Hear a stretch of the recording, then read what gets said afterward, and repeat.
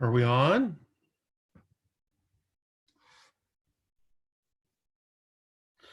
There we go. Hello, everyone. My name's Tom Vance. I'm a professor at Kansas State University, and I direct the Master of Arts in Teaching program. Welcome to our webinar. I'm really glad you could come.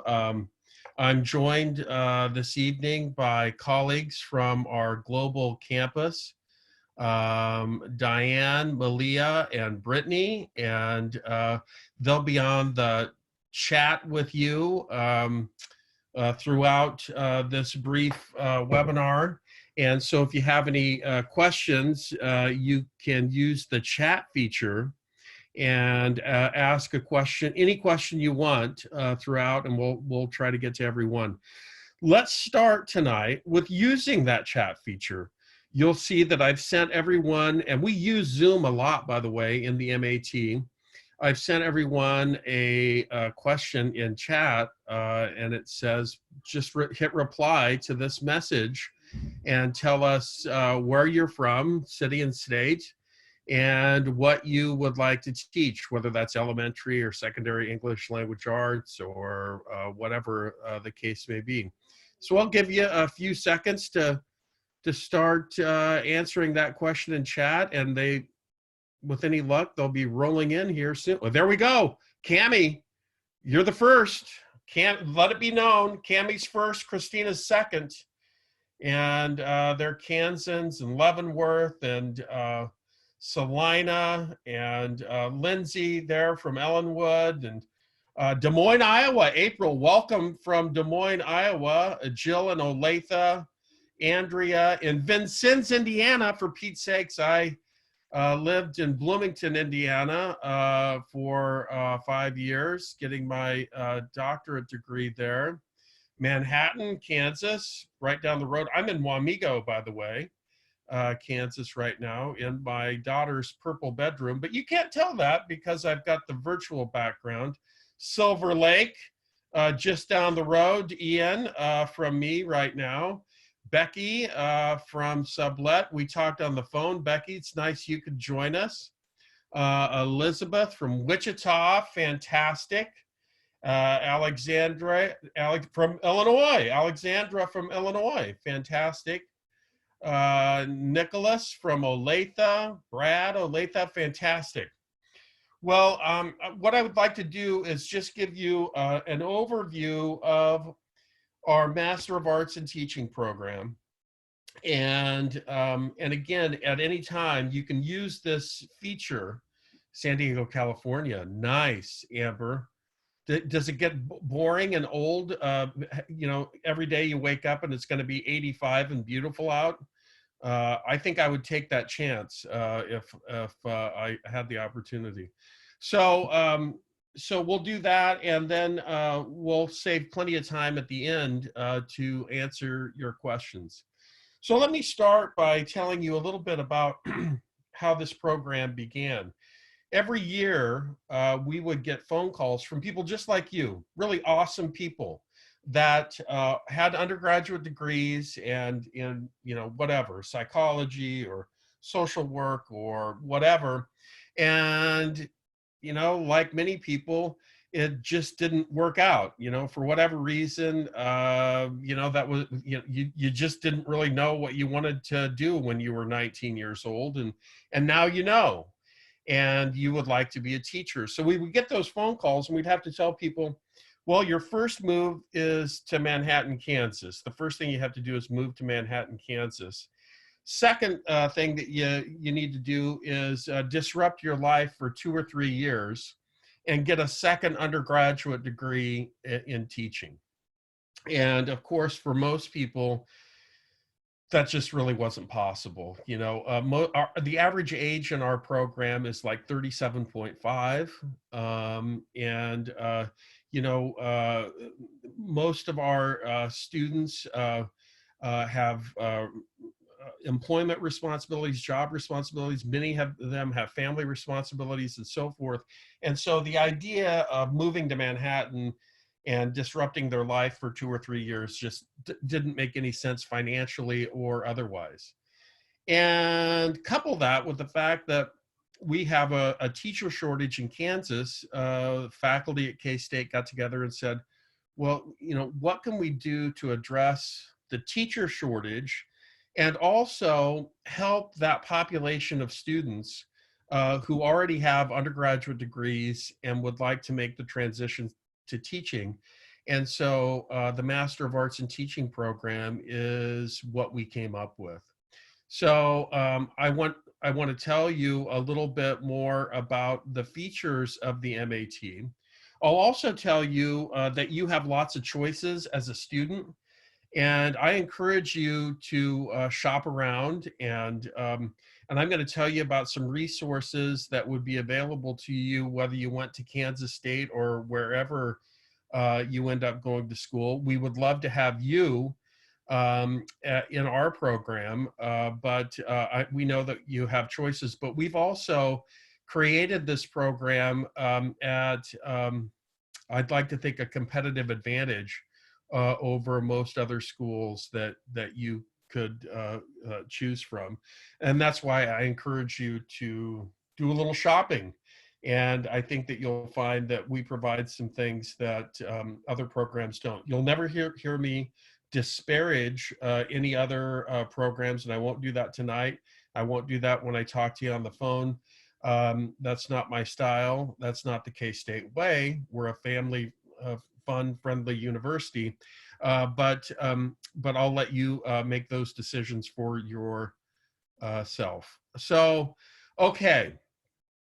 In terms of why K-State, most of the time when you go to a webinar like this, and I know because when we were doing our market research, I did a few, they don't get around to what the program costs until the very end, and sometimes not at all. We lead with it because we think that we're providing you great value. The program is 31 graduate credits at Kansas State University. It's 12 months long, and the total cost is about $17,600 tuition and fees. That might go up a little bit for next year, but that's about what it is. And for a master's, and you leave with a master's degree as well as a recommendation to get a teaching license in Kansas, whether it's at the K-6 level or at the 7 through 12 level. So we believe that cost, and if you shop around, there's a big school in California. I noticed we have a Californian on the line here. You can get a Master of Arts in Teaching there. It's the same deal as this, and you end with a Master of Arts in Teaching and a teaching license, but the cost of that program is $54,000, and ours is $17,600. And so we believe we provide a pretty good value. We also designed the program for busy working adults, right? So all of our programs are asynchronous, which is a fancy word for you don't have to log in at the same time at 7 o'clock at night or 3 o'clock in the afternoon. Rather, classes are set up, published, and there are due dates, don't get me wrong, but when you decide to work on those classes is up to you and when you can fit them into your schedule. So we've created a program that's not only a great value but also convenient. We also think that we've created a high quality program. The vast majority of our students graduate and they have jobs waiting for them. Our employment rate, I don't know what the latest numbers are, but it's outstanding. It's not just, to be honest with you, just because of the MAT. It's also because you will be popular in school districts as you apply for jobs because you have more life experience. You're a little bit older, more mature perhaps than somebody that's just graduating as an undergraduate. We have some outstanding undergraduate students and teachers. My daughter just graduated from K-State and is a teacher in Kansas City, Kansas. But schools like, just to be completely honest, you represent less risk by and large than do other folks. And so our students are hired. Not only that, you'll be taught by a tenured or tenure track faculty member in every one of your MAT classes. In addition to that tenured faculty member, almost all of which are really kind of experts in their field, whether it's English language arts or mathematics or science or whatever the case may be. But you'll also be assigned a teaching assistant. And that teaching assistant will be with you from the beginning of the program until the end and even job placement. And by the way, we help you with all that stuff. We don't just provide you with the courses and the degree. We also provide you with all of the stuff, all of the steps that are necessary to obtain your teaching license. Fingerprinting, FBI background check. Don't let that scare you too bad. You know, it's not as if you had a little run-in with the law, you can't become a teacher, but those kinds of things that you have to go through to get a teaching license. One thing universities don't talk about very much, when they talk about quality and they talk about the size of their library and how many journals they subscribe to and all that stuff, and that's all important, and the technology that's available and yada yada. But one of the factors that's maybe under appreciated and often overlooked is the quality of the students that you'll be going through this program with. And every year you represent cohort 5. This is the 5th cohort of the MAT. Every year we've had just an outstanding group of people that bring all kinds of life experience and professional expertise. We've had lawyers and engineers and nurses and people with PhDs that are wanting to teach at the K6 or 712 level. And we also have people from all over the country. You know, the MAT is in 33 states this year and 5 foreign countries. So when you're discussing teaching ideas, you're discussing them with people from all over the country and in some cases the world. And so everybody's circumstance is a little bit different. You know, teaching elementary school in KCK or, you know, Wichita is a little bit different than teaching elementary school in Sublette, for example. And so it creates for this great environment where we're all talking about the same ideas, but we're applying them to situations that are slightly different. I've already mentioned the TA model, and although you'll be starting with a group of roughly 200, 225 students in cohort 5. Believe it or not, we found a way to make the Master of Arts in Teaching personalized and individualized. That TA model means that you'll be assigned a TA. That TA will be with you from the beginning to the end. They'll grade all of your papers. They'll interact with you. They'll watch your episodes of teaching. They'll be kind of your coach, your cheerleader, your mentor in all aspects of teaching, including finding a job at the tail end. And we limit those to 10 students per TA. So you and your TA and the other people in your TA group will get to know each other very well. And you'll be surprised, even though it's an online program, you'll get to know the students and the other students in the program very well.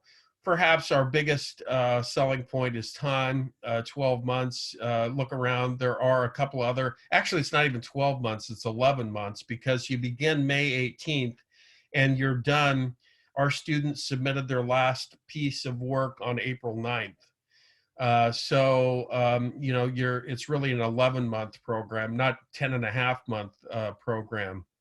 It is intense, but I think people, and there's no choices, there's no advising I'll show you the curriculum here in a minute. Everybody does the sequence of classes at the same time and in the same way. And again, the MAT has grown in popularity. We started with 54 students, and again, we'll welcome anywhere from 200 to 225, maybe even 250 this time. So, okay, so what are the classes, Vance? Well, the classes, you start off with 3 classes in the summer. That first one starts May 18th, and then the class I teach, 702, basically takes up the month of June, and then 716 takes up the month of July. Then you have a little bit of a break before the fall semester starts. And those 3 summer classes provide you with foundational ideas about schools, about school systems, about students, about parents, and then also kind of the basics, the nuts and bolts of teaching, so you can begin to develop the vocabulary of a teacher. Every profession has its own vocabulary, and teaching's no different. And so you learn something about lesson planning, and you learn something about classroom management, and you learn something about assessment, and you begin to explore your ideas about teaching, learning, and students. We are not the kind of teacher preparation program that tells you exactly what you have to do and say, this is what you do, and if you go do it, then then you're a teacher and that's it. We don't do that. We don't do that even in our undergraduate program. We certainly don't do it in the Master of Arts in Teaching program. Rather, we give you guidelines, best practices, the best thinking and ideas that we have to offer in terms of teaching and learning and students and student development and so forth. And we want every student to make sense of those ideas and bring all of that stuff together in their own teaching practice. Really what we're trying to do is help you create your own framework of ideas and skills and values that you can use to operate as a teacher.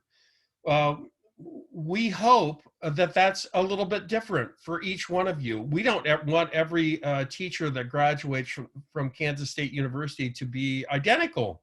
No. Great teachers come in lots of different styles and varieties and types. I've had great teachers that were, kind of reserved and even shy, but they were so damn smart, and they asked such great questions, and they could approach content in such a way that they inspired their students, right? And then I've had people that are more like me, that are gregarious and outgoing, and I never stood on tables or that kind of thing when I was teaching, but I was certainly kind of loud, as you can probably tell, and used lots of hand gestures and moved around the classroom a lot. Well, we want you to be the best version of yourself. So we're going to give you stuff. And by the way, too, I'll also say we, and how do I say this diplomatically? We avoid whatever the latest fad is in teaching, to be honest with you. We know a lot about teaching, learning, and kids, and content, and technology, and so forth. And there's enough really good stuff to learn without hooking on to whatever the latest fad is in education. So if you're looking for a teacher education program that's going to teach you about, some fad, and I won't name any, I could, but that we're probably not for you, because we don't do that. We know that the current fad will be replaced with something else in another year. And so we teach you things that we think are going to be timeless and apply to you regardless of what you're teaching or even what level you're teaching. Things like clarity. how can you provide clear instruction to students, to second graders, English language arts, or to 11th graders in biology, or whatever the case may be. Or how to ask great questions, or how to approach content in an interesting way for kids. And so we provide you with those ideas. You develop your own framework, and then in the fall, you're able to put some of those ideas to the test as you do two fairly intensive methods classes, where you take the general ideas of the summer and apply them specifically to science or math or reading or social studies. And you're also out in the schools for 64 hours over the course of 10 to 12 weeks. And so most of our students continue to work while they're in the MAT, and they just work out a schedule where they can maybe get off Wednesday and Thursday mornings for X number of weeks, and mostly people have been able to pull that off.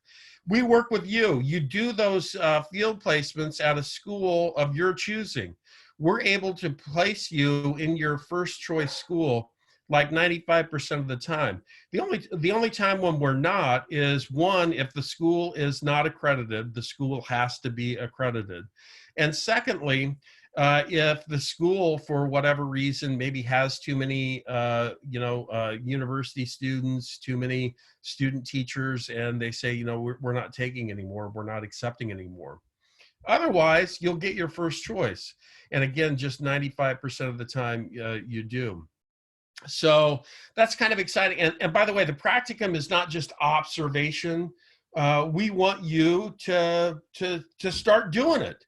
And so you'll work with individual students, or you'll work with small groups of students, or you'll read, you'll read to students, at story time, or you'll help grade papers, and at the end, we want everyone actually teaching lessons in the fall and taking control of the class for an extended period of time, so that you can develop the confidence that's required of becoming a great teacher.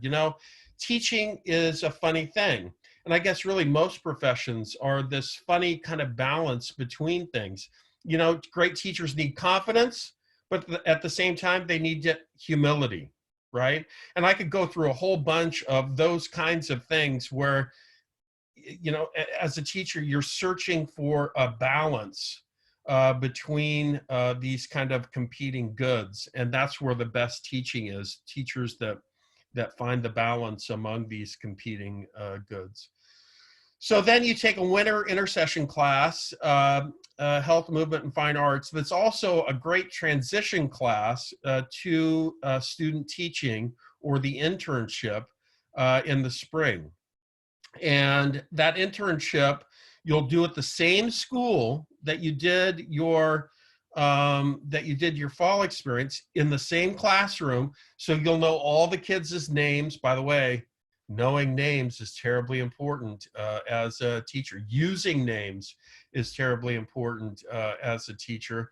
And you'll know your cooperating teacher. So you're not starting from scratch at someplace new. You'll already feel comfortable, hopefully, in that experience.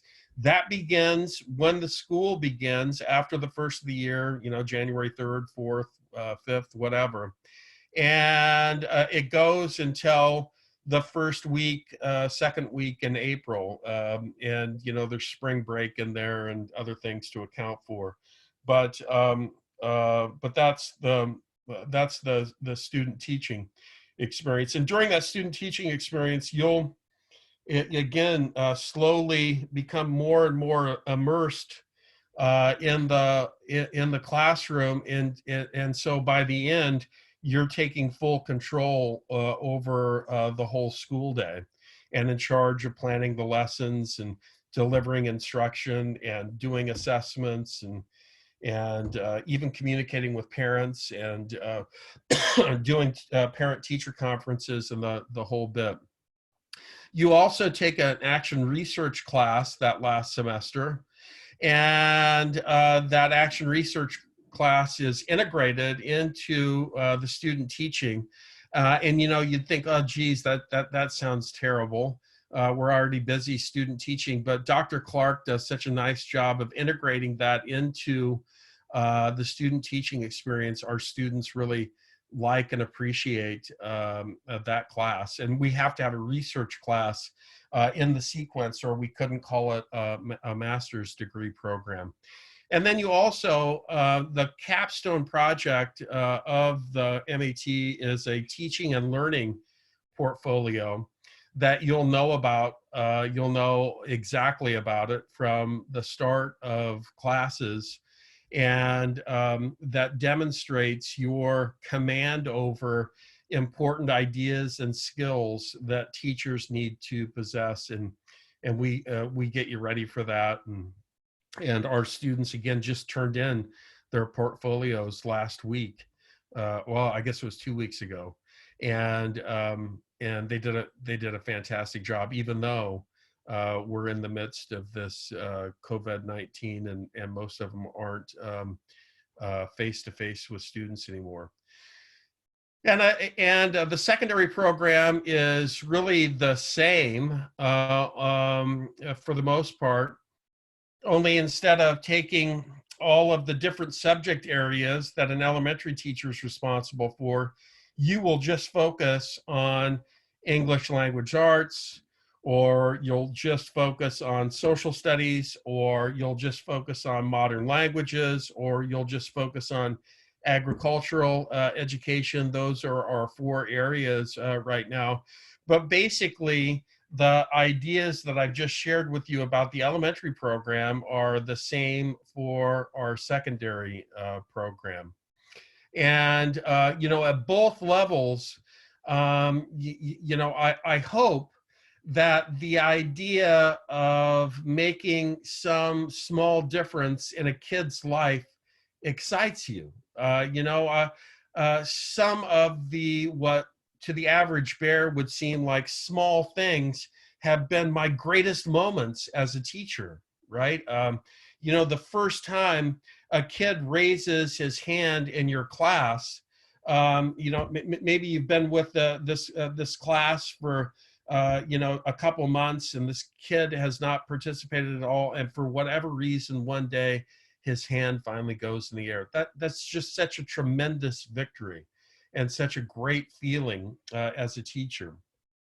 Or, my wife taught or didn't teach, but was a teacher's aide at Central Elementary here in Wamego. And she said, it's crazy. The kids come to kindergarten and they're crying. A lot of times their parents are crying. Many of them don't know how to blow their nose or line up for recess, or their numbers or letters. And by the end of the year, because they've been with this great professional educator, they not only know how to blow their nose right, they not only know how to line up for recess or ask to go to the bathroom, but they can read. The vast majority of them can read just with 9 months with a really capable person, organizing a part of their day. To me, that's incredible. Okay, see, 5-year-olds, we have these 26 symbols, and these 26 symbols make different sounds, and they make different sounds when you put them together, and they're not always the same sounds. And we have all these crazy rules, and those sounds make words, and those words make sense, and we call that Are you kidding me? And they're 5 years old, and yet it happens, and it happens because those kids have been in the classroom with a great teacher. Admissions. The grad school application fee is $65, but through the generosity of Kansas State University's global campus and your attendance at tonight's webinar, you'll receive a waiver for that application. So the application will cost you nothing. You need to have your undergraduate degree. Unofficial transcripts are okay for getting admitted. Eventually, we'll need your official transcripts. Down the road, we'll need your official transcripts. Unofficial will work for admission. Your undergraduate GPA needs to be around 3. It can be below 3. It could be 2.9, 2.8, 2.7, 2.65 even. If the rest of your application looks good, your chances of getting in are probably pretty good. Hey, this just in, we know all of the people, all of the faculty. I'm on the admissions committee. I'm one of the people that reviews every person that applies. I get it. We get it. You know, there's not a real strong correlation between GPA and your success as a teacher. I know that. You know that. Everyone knows that. But, you know, we have to play by the rules of the state of Kansas and of Kansas State University. And so that's one of the rules. And again, we can bend those rules somewhat, but and if you're below 265 and you're really committed to being a teacher, you know, just reach out to me. I can give you my phone number and email address here at the end, and you can just give me a buzz. By the way, I give my phone number out to everybody, all students, and you can call me anytime. You can also contact your TA anytime. You can contact the lead TA anytime. So we never want you to feel like an island. We want you to feel like you're a welcome part of the Kansas State University family, just like we do with our undergraduate students, even though this is an online program for adults from all over the country. Normally for secondary people, you would have to take and pass a praxis test in your content area, you know, the praxis test for content knowledge and social studies or English language arts or whatever. But since they're not testing right now, we're waiving that as an admission requirement. You still have to take, just to be clear, you still have to take and pass that praxis test before you can get your MAT or the teaching license. But we'll help you get ready for that. And our pass rates are very high anyway. But that's just for the secondary folks. For elementary, there's no praxis test for admission, but you take a couple of tests. One of them is called content knowledge for elementary teachers. We get you ready for that. Don't freak out about it. It's a test, but we get you ready for it. And the other one's called curriculum, instruction, and assessment. Our pass rate on that test, by the way, is 98%. And what class do I teach? Curriculum, instruction, and assessment. So whatever, draw your own conclusions. But so that's that for the praxis test. Then you'll respond and video record 3 interview questions. Don't spend a lot of time on that. More or less, we just want to put a face with a name. Those are fairly easy, straightforward questions.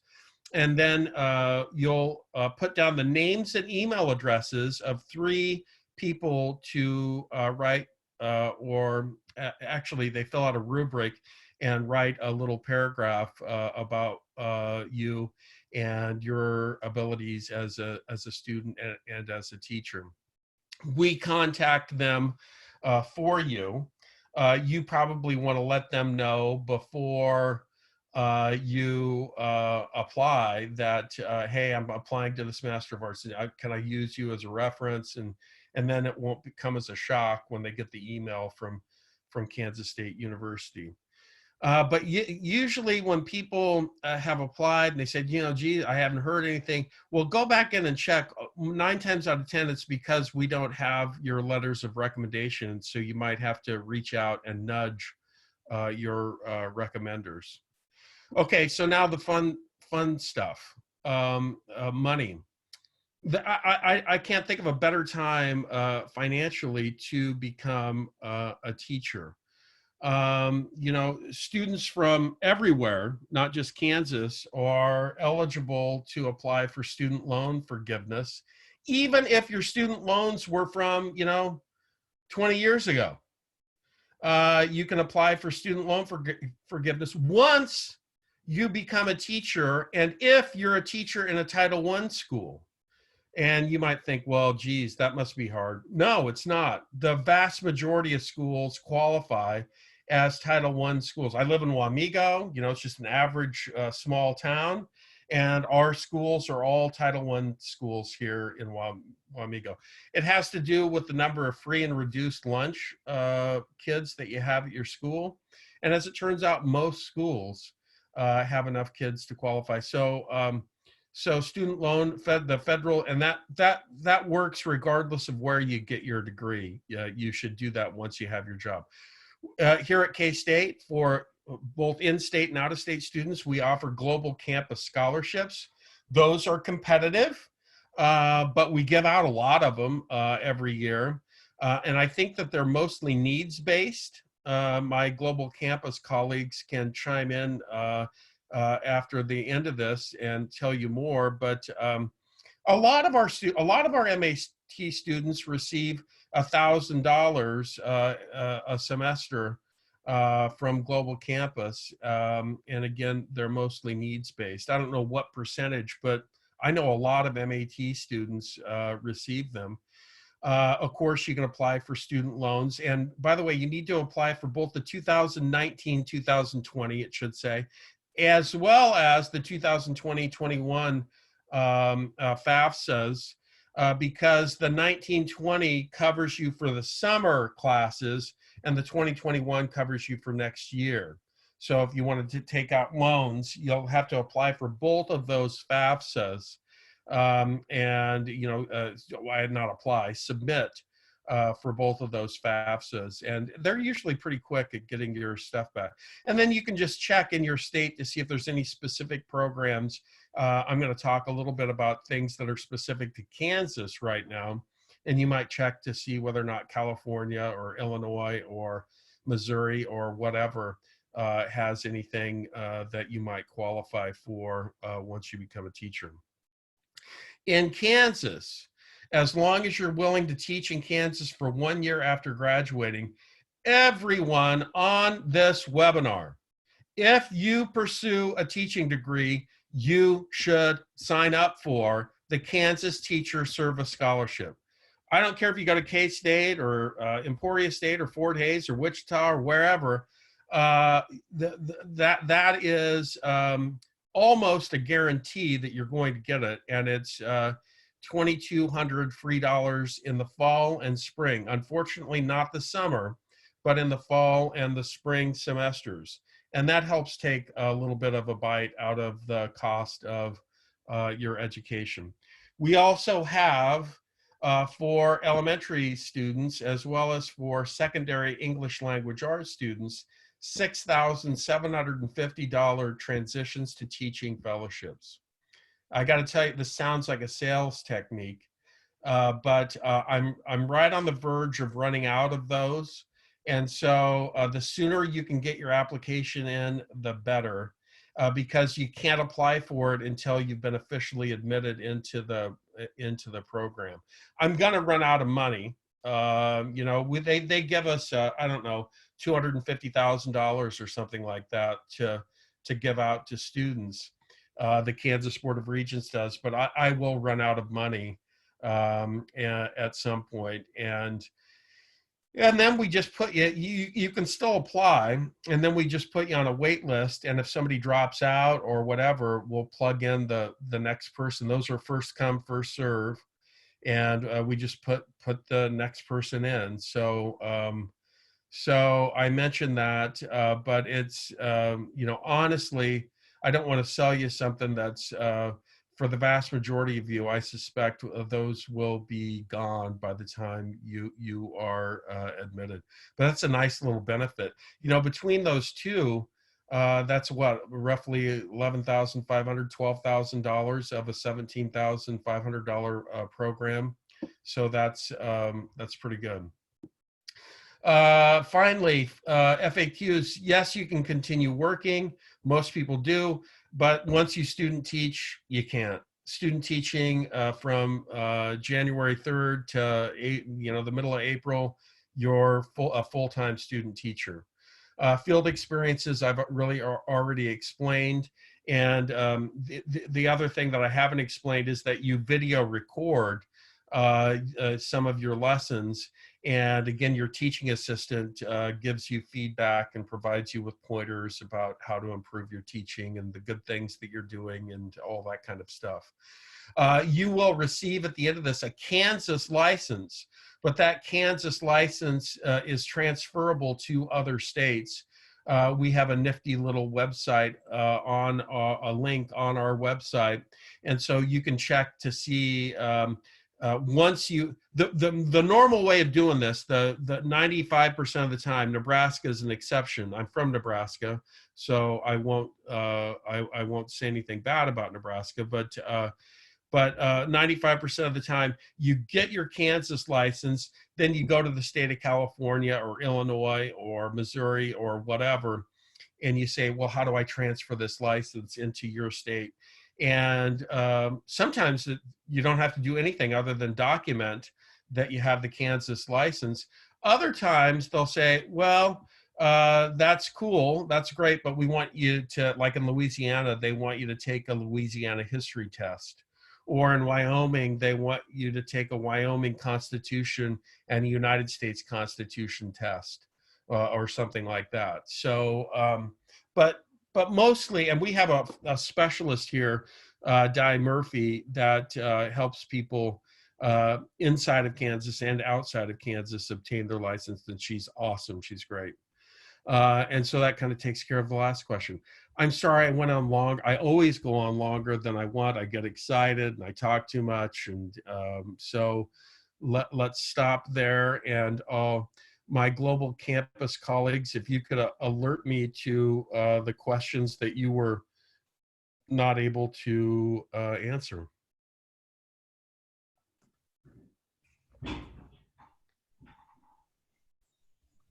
Okay, so we had a number of individuals ask questions about if they're currently on a long-term substitute position, can they continue in this position for student teaching and get their hours that way?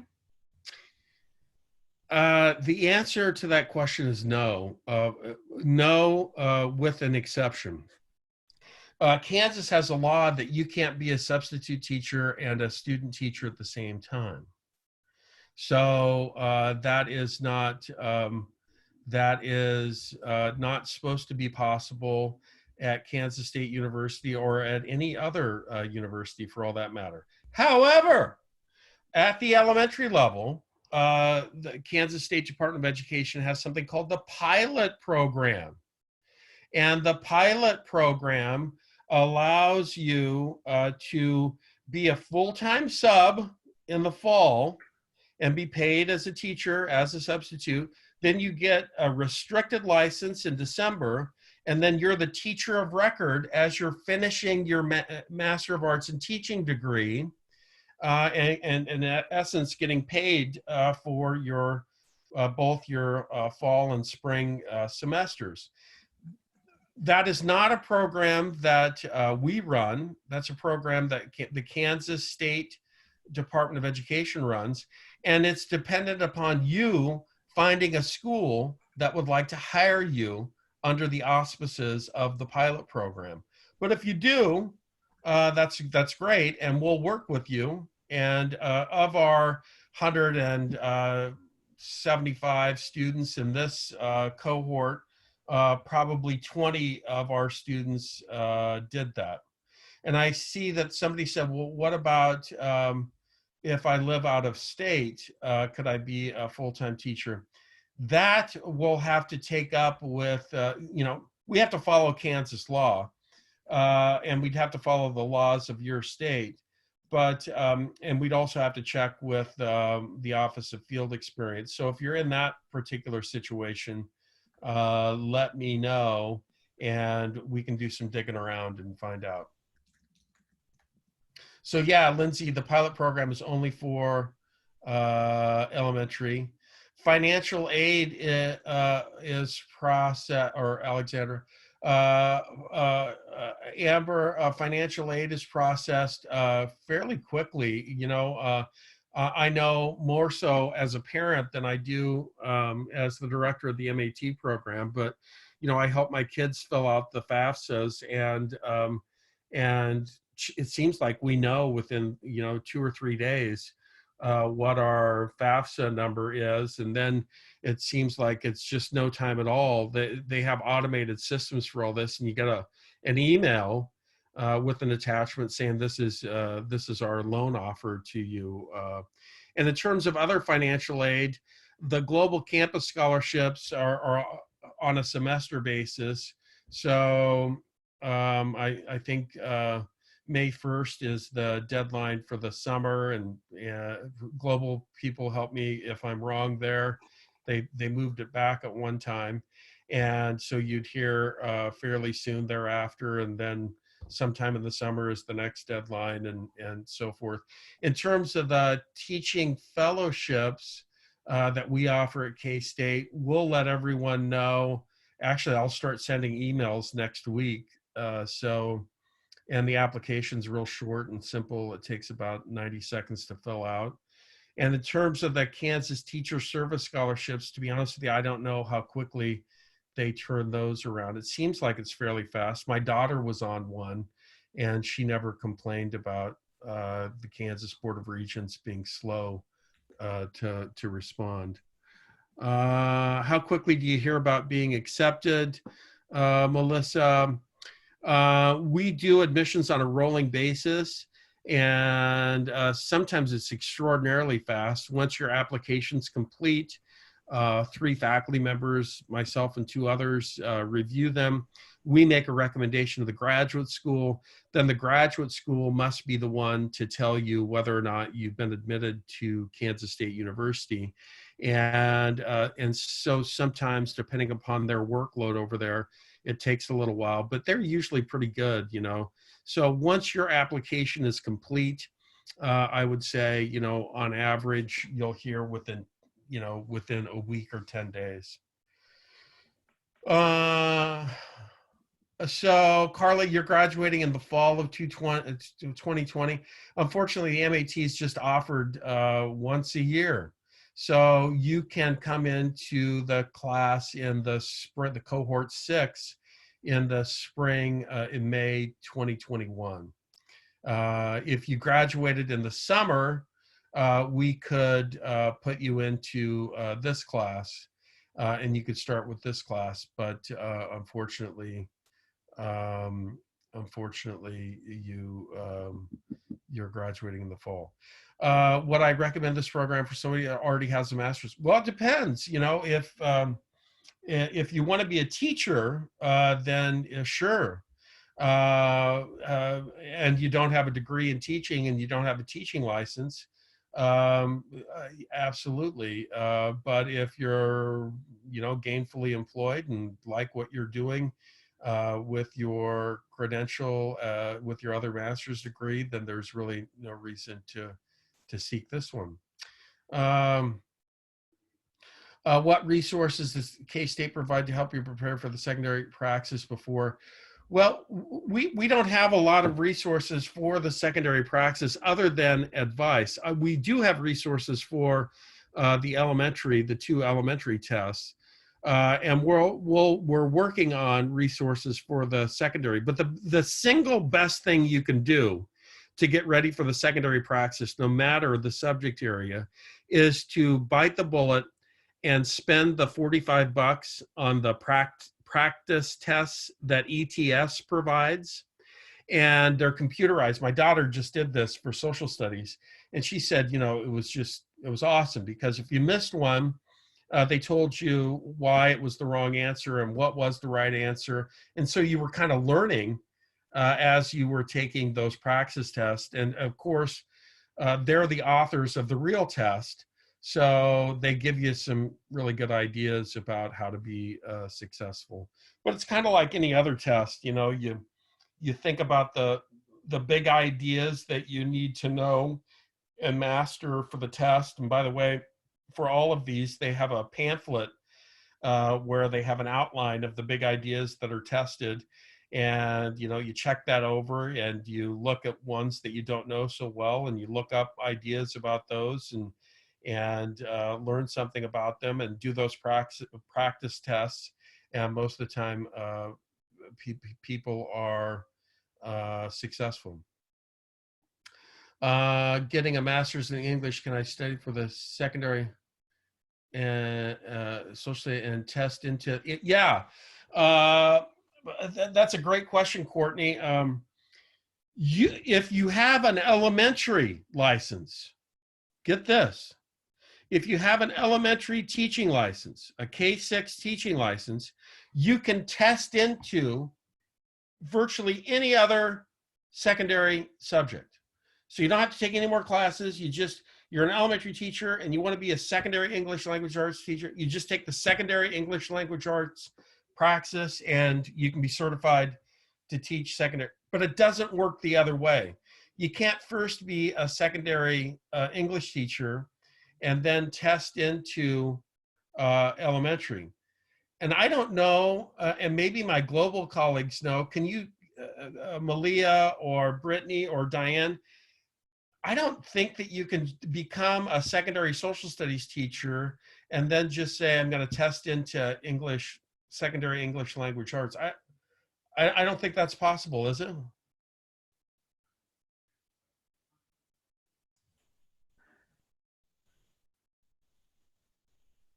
Um, The long pause indicates they're not sure either. I would think that Di Murphy would better be able to answer that. Courtney, just shoot me an email and I'll get a for sure answer for you. But for some reason, I think my feeling is that you can't do that. Elizabeth, you say, do you have to be from Kansas to apply for that Kansas Teacher Service Scholarship? I don't think so. As long as you agree to teach in Kansas afterwards for 1 year, you have to teach for as long as you're receiving aid. So in the case of the Master of Arts in Teaching program, you'd just be receiving aid for 1 year. And so you'd have to agree to teach in Kansas for 1 year. But that's certainly worth a phone call tomorrow to the Kansas Board of Regents. And if you need a link to the KBOR, just shoot me an email and I would be happy to get that to you. In fact, I'm gonna put my email right now in the chat and my phone number, and feel free to call me or email me with any questions that you have. We're all in the same boat. I'm here all the time. I usually say I'm an empty nester, and I was until about a month ago. All 4 of our kids lived other places, but they're all 4 home now, and but they're all adults and in school, in college or graduate school. So we don't have to worry too much about them. So feel free to give me a call or email anytime. Hi, Tom. There's a Yeah. question that one of the participants has. If they have already been hired as an elementary teacher for the fall, will this program work for them? Yes, absolutely. You'll want to get into the pilot program and just shoot me an email and I'll give you the link to the pilot program. Talk to your principal and say that you want to go into the pilot program and you're going to do your teacher preparation at Kansas State in the MAT program, and then you'll work with Di Murphy to fill out the paperwork that you need to do that.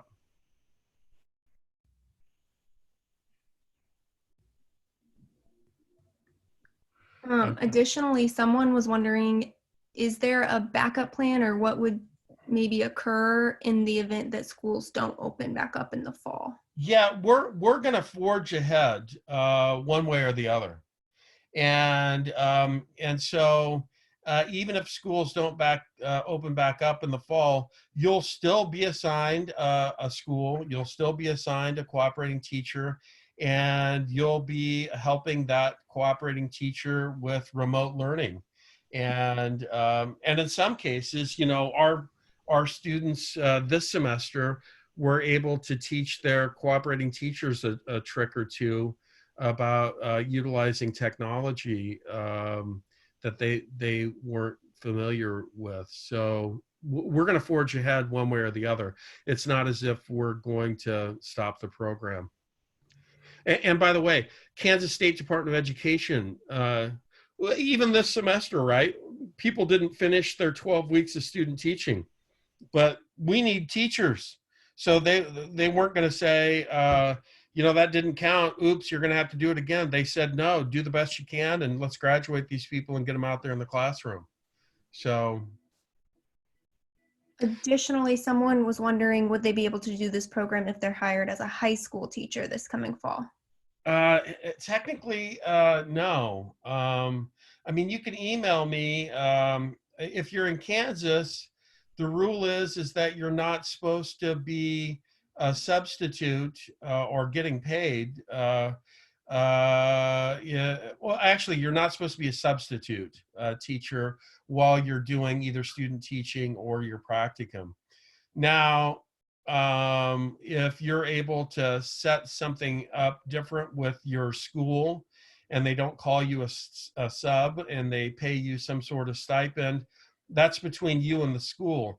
But as far as Kansas State University is concerned, the law says that you can't be a substitute teacher and do your field experiences at the same time. Sorry. There may be other universities that turn the other cheek on that. I'm not sure, but we follow the law. By the way, my real specialty area is teaching about politics and civics.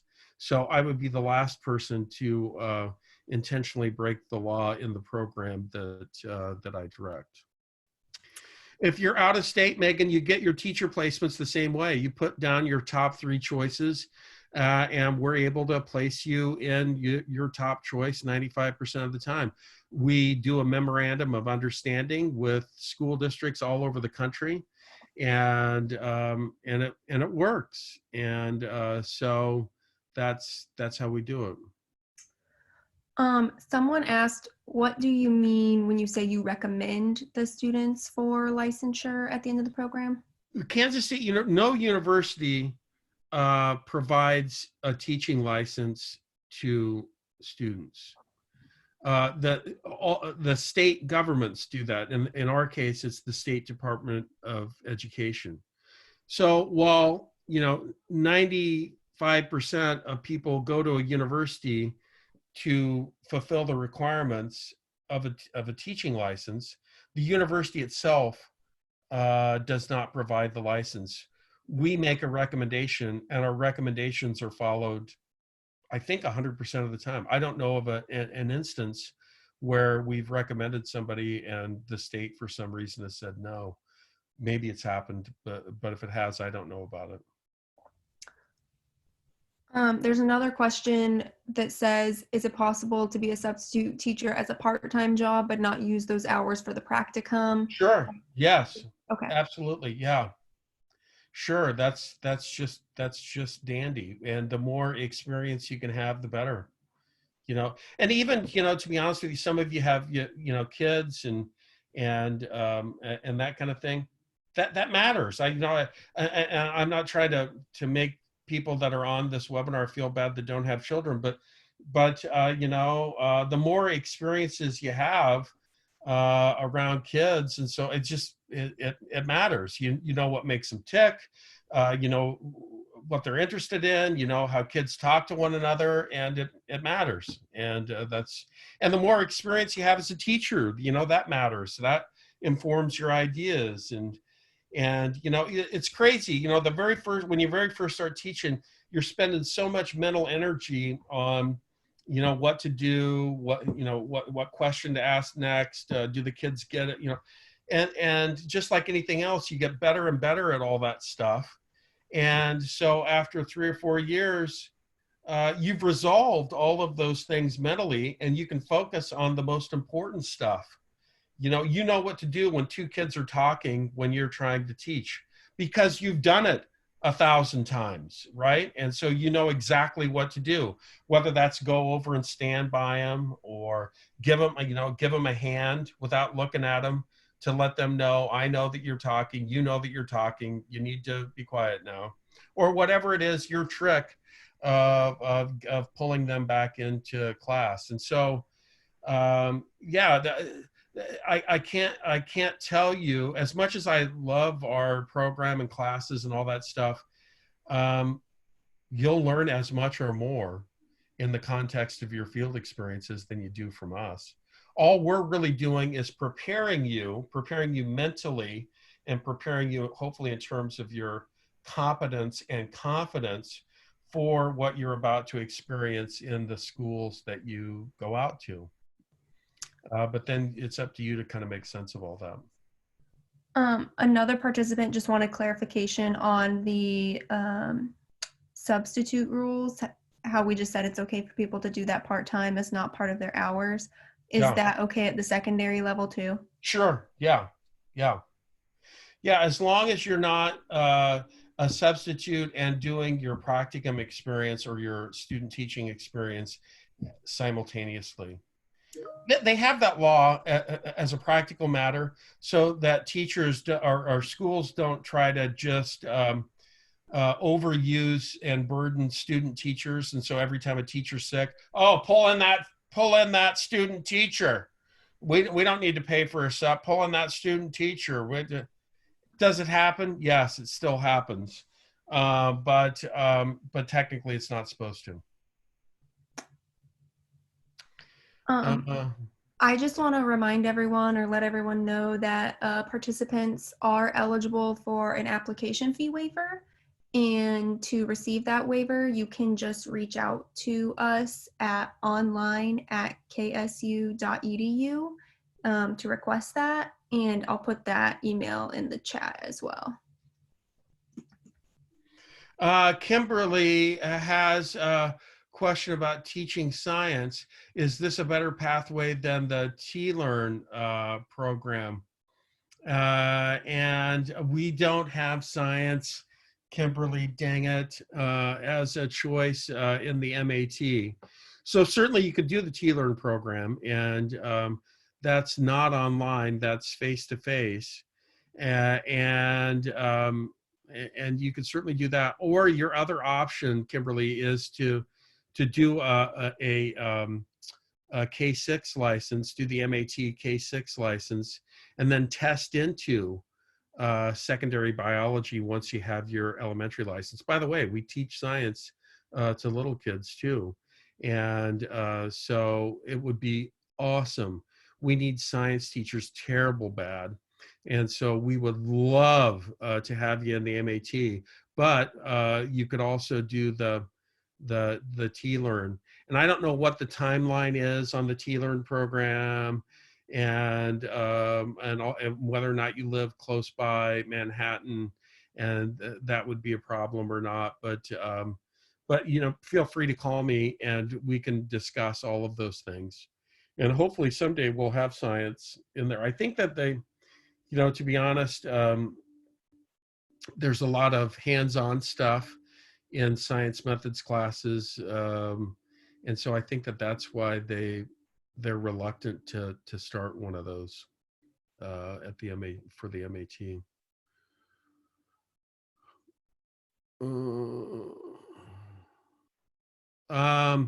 Yeah, Akira. Let's go back to this slide. She's asking about the curriculum at the secondary level, and instead of putting everything is geared towards almost everything is geared towards your subject area at the secondary level. The master's project, you'll do the teaching and learning portfolio will be geared towards your secondary subject area. What's not is 710 is not, 702 is not, 716 is not just geared towards your specific subject area, but it is geared towards secondary. We'd have different versions of those classes, one for elementary, one for secondary. But then the rest of these classes, the secondary content field colloquium is specifically to English language arts, social studies, ag ed, or modern languages.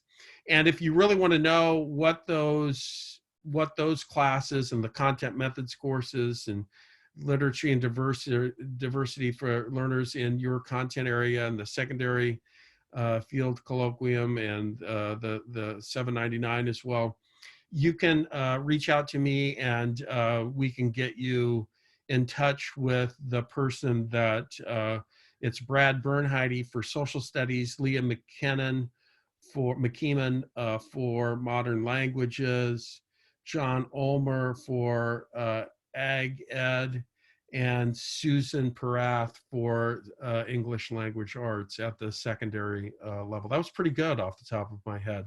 And they can tell you more about that. But basically, teaching is not just, and that's another kind of dichotomy that's false. We're just going to teach you teaching methods and you're the expert. And no, you can't really talk about teaching without also talking about content at the same time. You're teaching a subject area and you're also teaching a particular group of kids. So you got to blend all of that, your knowledge and understanding of the kids and what motivates them and what gets them going, your understanding of the content and what's exciting and how that can connect to the kids, and your understanding about teaching methods and strategies and ways that you can connect all of that stuff to kids. No, Courtney, we don't have an ESL endorsement through this program, but once you're done with it, we do have an ESL endorsement that you can add on to the MAT that takes about a year if you want to do it. And it's online. So, and there's other ones, other ESLs that are online as well. Amber, I love your enthusiasm. How quickly can Amber get that fee waiver for Pete's sakes, Global Campus? She can send us an email tonight and we will try to get back to her as soon as possible. Can you put the email address in the chat? So if somebody in addition to Amber wanted to do that yet tonight, they could.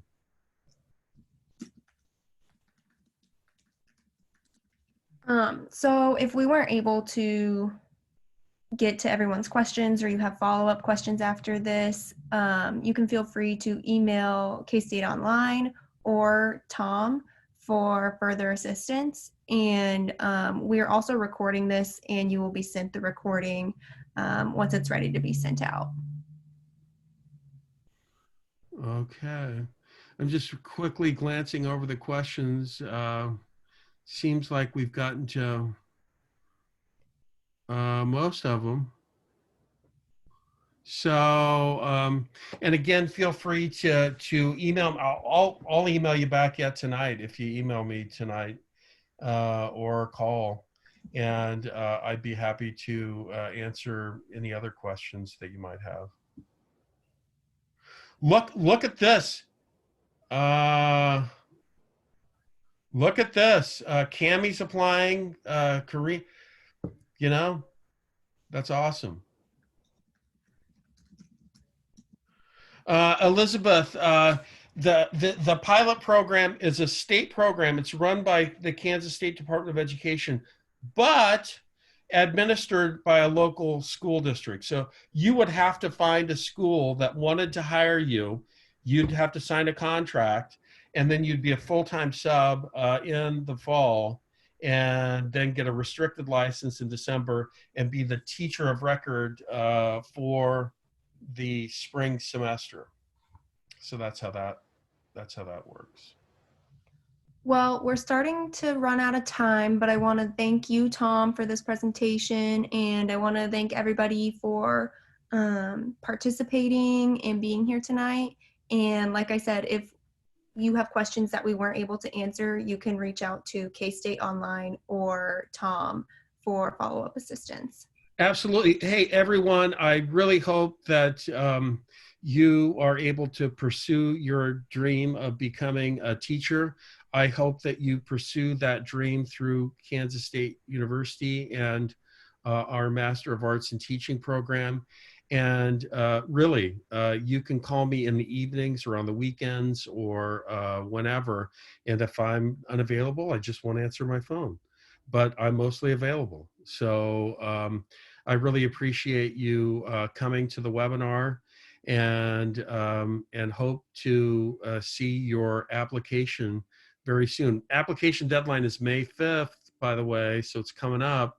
So if you're going to apply, I would do it sooner rather than later. So if there's anything, you know, you have a recommender that doesn't put something in, that you can deal with those, any sort of those kinds of issues, those kinds of problems.